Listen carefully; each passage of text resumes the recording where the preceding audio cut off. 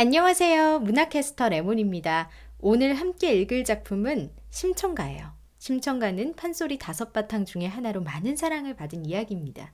눈이 불편한 아버지를 정성으로 모시는 심청의 모습은 효심이라는 인류의 보편적인 정서를 자극하고요.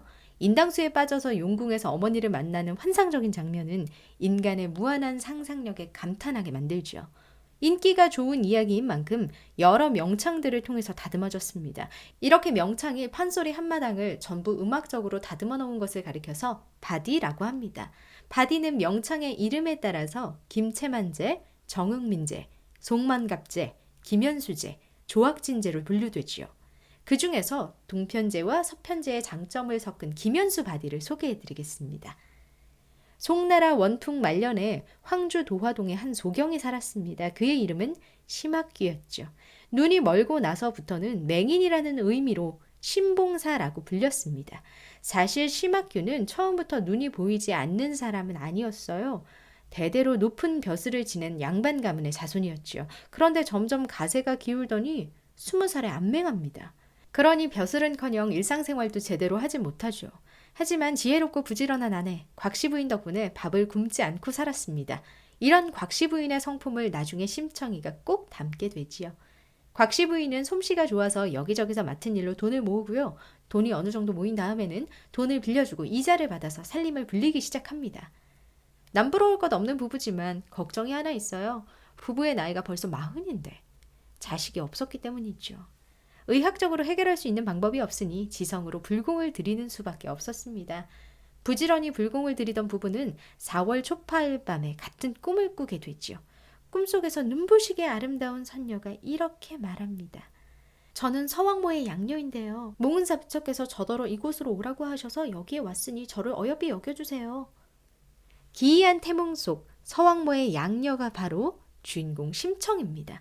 그런데 이때 심청의 어머니인 곽씨 부인이 산후별증에 걸려서 세상을 뜹니다. 신봉사는 너무 슬펐어요. 하지만 심청이를 위해서 젖동량을 해가면서 열심히 청이를 키웁니다. 어느덧 심청은 15살이 됐어요. 세월 참 빠르죠? 청이는 똑똑하고 일도 잘해서 부지런히 아버지를 봉양합니다. 청이의 극진한 효도가 소문이 안 났겠어요? 무릉촌 장승상댁 부인이 소문을 듣고 청이를 부르죠. 청이는 나무랄 데가 없는 아이였어요. 자태도 아름답고 행동도 얌전하고요. 눈빛까지도 똑똑해 보였죠.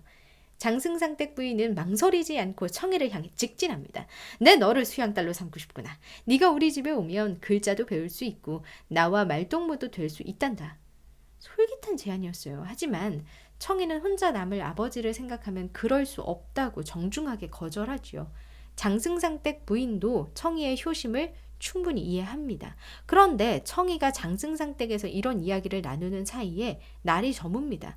신봉사는 늦은 시각까지 청이가 돌아오지 않자 딸을 찾으러 나섰다가 위험에 처하죠. 발을 헛디뎌서 그만 도랑에 빠지게 된 거예요. 다행히 지나가던 몽은사 화주승이 신봉사를 구해줍니다.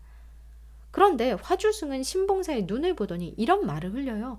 그 형편이 웬만하시면 참 좋은 수가 있으마는. 그 수가 무엇이었을까요? 우리가 모두 잘 알고 있는 공양미 300석입니다. 봉사님 다음 달 15일까지 300석 꼭 올리셔야 하고요. 그 박절한 말처럼 들릴지는 모르겠지만 부처님께 허언을 하면 눈 뜨는 건 고사하고 앉은뱅이가 될 테니 부디 명심하시오.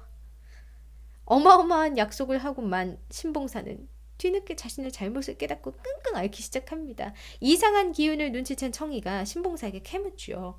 공양미 이야기를 전해들은 청이는 자신이 알아서 하겠다고 아버지를 안심시킵니다. 15살짜리가 어디서 그렇게 큰 돈을 구하겠어요. 궁지에 몰린 청이는 남경 선인들의 재물이 되기로 약속하고 맙니다. 물론 아버지에게는 장승상댁 부인의 수양딸로 가게 되었다고 거짓말을 하고요. 하지만 막상 떠나기 직전이 되자 청이는 더 이상 아버지를 속일 수가 없었어요. 청이는 눈물을 쏟으면서 뱃사람들의 재물로 팔려가게 된 사연을 털어놓죠. 어느 아버지가 그걸 두고 가만히 있겠어요? 신봉사는 집이 떠나가라 통곡을 합니다. 이럴 수는 없다. 내가 그 돈으로 어떻게 눈을 뜨겠느냐. 한바탕 난리가 났죠. 때마침 장승상댁 부인이 이 소식을 듣고 도움을 주기 위해서 청이를 따로 부르기까지 합니다. 이런 일이 있으면 나한테 미리 말을 하지. 내 너를 딸로 여기는 걸 몰랐느냐? 부인은 매섭게 청이를 꾸짖으며 지금이라도 계약을 무르자고 합니다. 그 말에 청이는 답답할 정도로 조목조목 이유를 들어 반박하죠. 300석이라는 돈을 자신이 장승상댁 부인에게 공짜로 받을 수 없다는 점, 재물이 없으면 선인들의 출발 날짜가 미루어지기에 민폐라는 점, 이걸 들어서 거절하죠. 어쩔 수 없이 청이는 배에 올라서 인당수에 몸을 던집니다. 하지만 가만히 생각해보면요, 청이는 이렇게 허망하게 죽을 리가 없죠.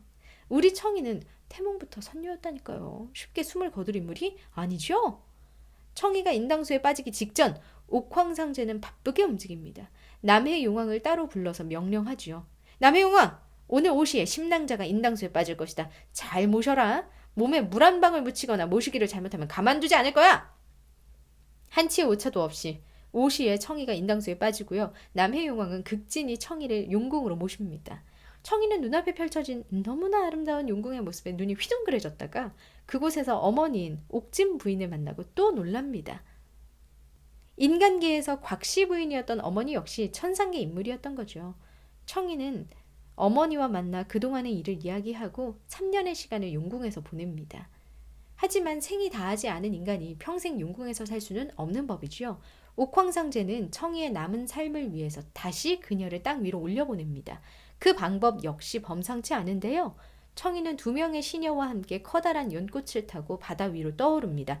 때마침 커다란 연꽃을 발견한 선인들은 앞다투어 천자에게 바치고자 하지요. 천자가 꽃을 굉장히 좋아했거든요. 황제는 이 꽃을 강선화라고 부르면서 정원에 두고 지켜봤습니다. 처음에 황제는 연꽃 안에 청이가 있다는 사실을 몰랐다가 정원에서 말소리를 듣고 놀라붙습니다. 너희는 사람이냐 귀신이냐? 저라도 이렇게 물었을 거예요. 강선화 속에 앉아있던 시녀는 다소곳이 나서서 한마디로 상황을 정리합니다.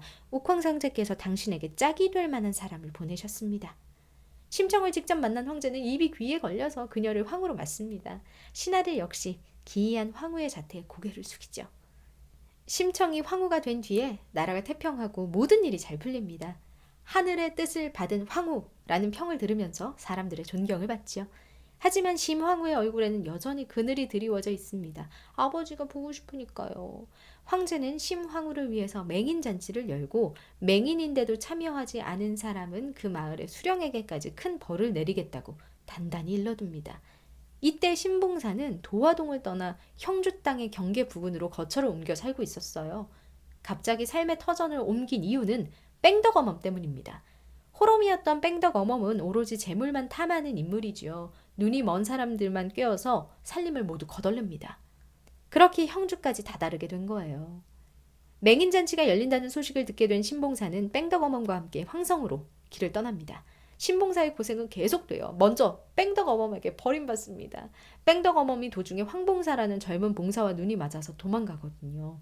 도망간 뺑덕어멈을 욕하면서 목욕을 하던 신봉사는 도적에게 옷을 도둑맞습니다. 다행히 지나가던 무릉태수가 도움을 주어서 민망한 상황은 모면할 수 있었지만 이미 신봉사는 몸도 마음도 완전히 지칩니다. 고생 끝에 낙이 온다고 했나요?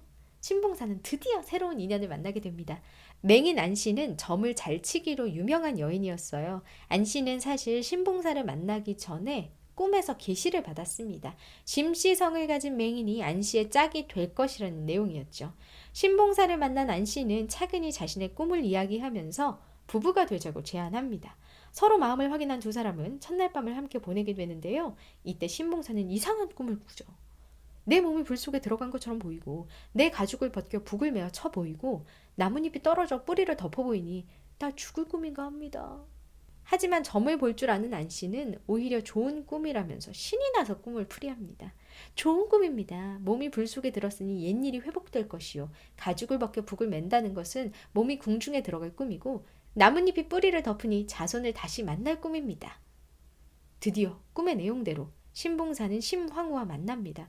물론 처음에 신봉사는 딸을 팔아먹은 맹인을 찾고자 황실에서 맹인잔치를 열었다고 생각하며 불안해하지요. 하지만 이건 극적인 장치예요. 가장 우울할 때 기쁜 소식을 들으면 정말 기분이 날아갈 것 같잖아요. 나중에 황후가 자신의 딸 심청이라는 걸 알았을 때의 기쁨을 위해서 신봉사를 떨게 만든 거죠. 신봉사는 두려움으로 얼룩져서 황후 앞에서 이렇게 소리치고 맙니다. 자식 팔아먹은 놈을 무엇하러 살려줍니까? 당장의 목숨을 끊어주어. 제대로 먹지도 입지도 못한 모습으로 뼈만 남아서 울부짖는 신봉사의 모습이 정말 눈물겨워요. 심청가는 이 순간을 위해 달려왔습니다. 청이는 이 말을 듣자마자 우르르르르르 하고 달려나와서 아버지의 목을 끌어안습니다. 놀라움과 기쁨에 신봉사는 부처님의 도술로 눈이 번쩍 뜨이고요. 맹인잔치에 온 다른 맹인들도 전부 눈을 뜨면서 이야기는 끝이 납니다. 하늘을 감동시켰던 효녀의 이야기 심청가 여기까지였고요. 지금까지 문화캐스터 레몬이었습니다.